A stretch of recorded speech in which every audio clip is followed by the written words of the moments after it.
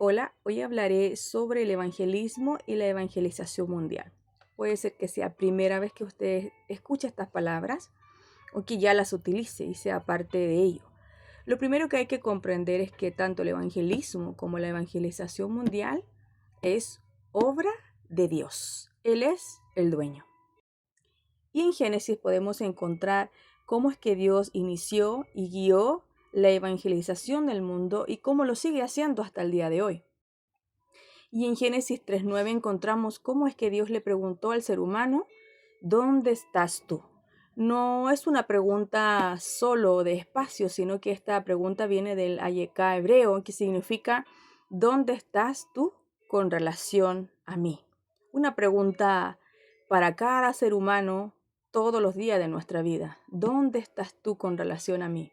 Recuerda que aquí ya en Génesis 3:6, Adán y Eva habían quebrantado el pacto de Dios y habían pasado de vida a muerte. Y luego hace dos preguntas más. ¿Quién te enseñó que estabas desnudo? Y luego, ¿has comido del árbol que te mandé que no comieras? Pero esta pregunta, ¿dónde estás tú con relación a mí? Tiene que ver con el problema espiritual que tiene todo ser humano. El ser humano está separado de Dios y esto significa que está en una condición de muerte, pero más allá que la muerte, estar apartado de Dios significa estar bajo maldición, separado del santo, separado de los santos. Y esta condición es terrible porque al final la maldición tiene tres fases. La primera es la muerte espiritual, luego le sigue una muerte física y todo termina con la muerte eterna.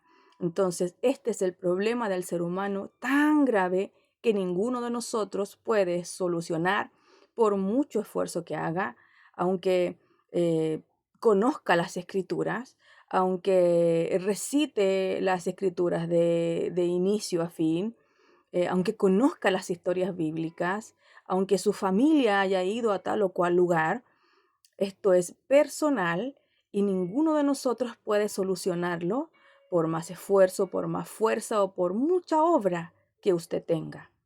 Esta condición de maldición significa muerte en todas sus formas, cuerpo, alma y espíritu.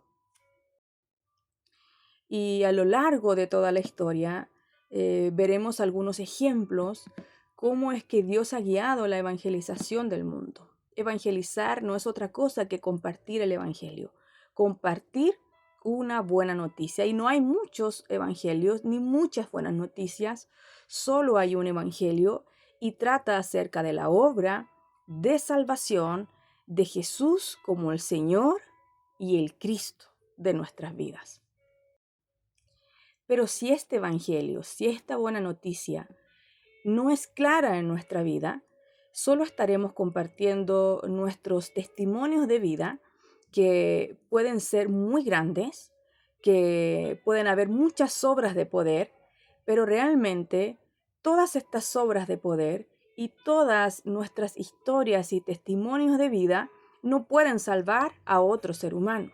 Sí pueden provocar quizás una gran tristeza o, o alguna emoción, pero ninguno de nosotros fue a la cruz y aunque alguno de nosotros fuera a la cruz, no podríamos salvar, no podríamos justificar a nadie porque habían requisitos que tenían que cumplirse en aquel que fuera el ungido de Dios.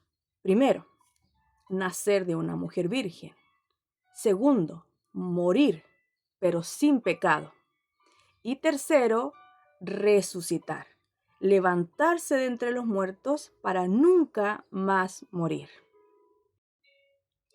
Esas tres profecías y las más de 300 profecías que nos anuncia el Antiguo Testamento solo se cumplieron en uno, en Jesús.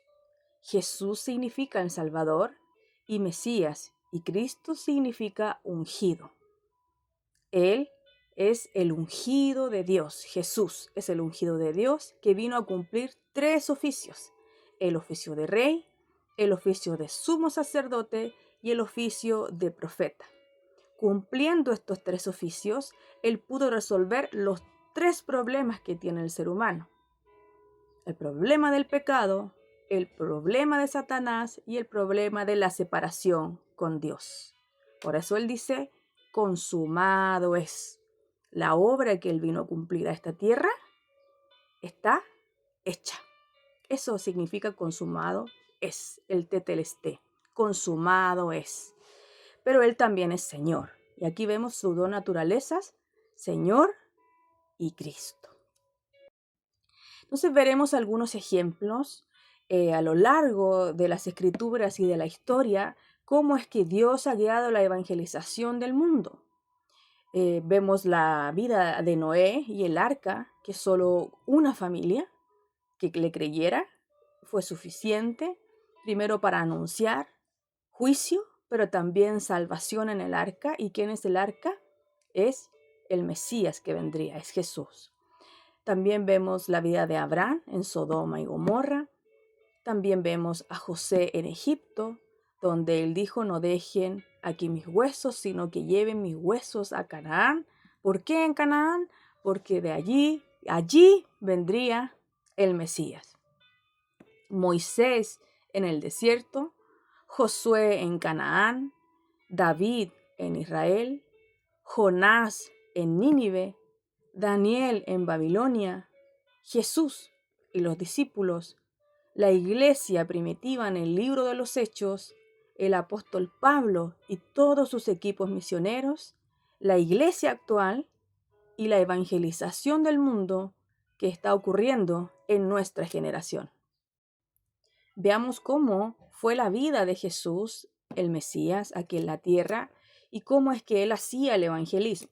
Vemos en Marcos 1, verso del 36 al 39, que Jesús recorría las regiones predicando o anunciando el evangelio, anunciando esta buena noticia que habla acerca de él mismo. Fíjese cómo él es la buena noticia. En Mateo 4, versos 17 y el 23, vemos cómo el mensaje de Jesús es acerca del reino de Dios y esta buena noticia que trata acerca de este mismo reino, del Rey de Reyes. Él es el Rey de Reyes. En Mateo 4, del 18 al 22, vemos cómo el Jesús mismo buscó a sus discípulos y los llamó para que le siguieran. Los preparó y luego los envió a que dieran estas buenas nuevas. Mateo 9:35 recorría las ciudades y aldeas enseñando y anunciando el evangelio.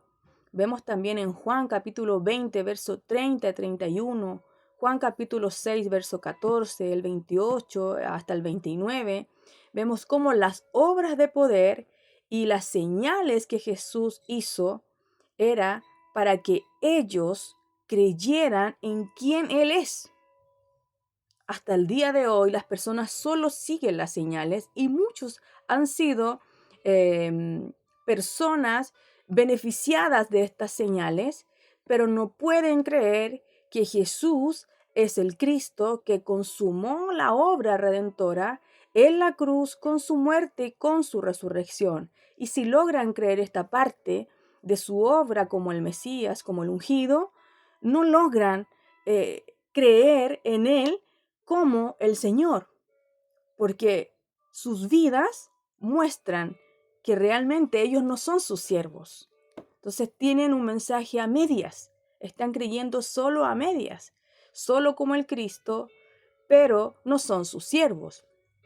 En Mateo 10, en Lucas 10 y en Mateo 13 vemos cómo Jesús envió a sus discípulos para que cumplieran con el evangelismo. Y no se trataba de discutir o pelear ni de mostrar posturas teológicas y terrenales, sino de anunciar estas buenas nuevas. Y como lo vemos en Mateo 13, iban a haber muchas reacciones a este mensaje, pero la Biblia señala una buena tierra que es aquel que va a oír, va a entender, va a dar fruto y va a producir al escuchar esta buena noticia.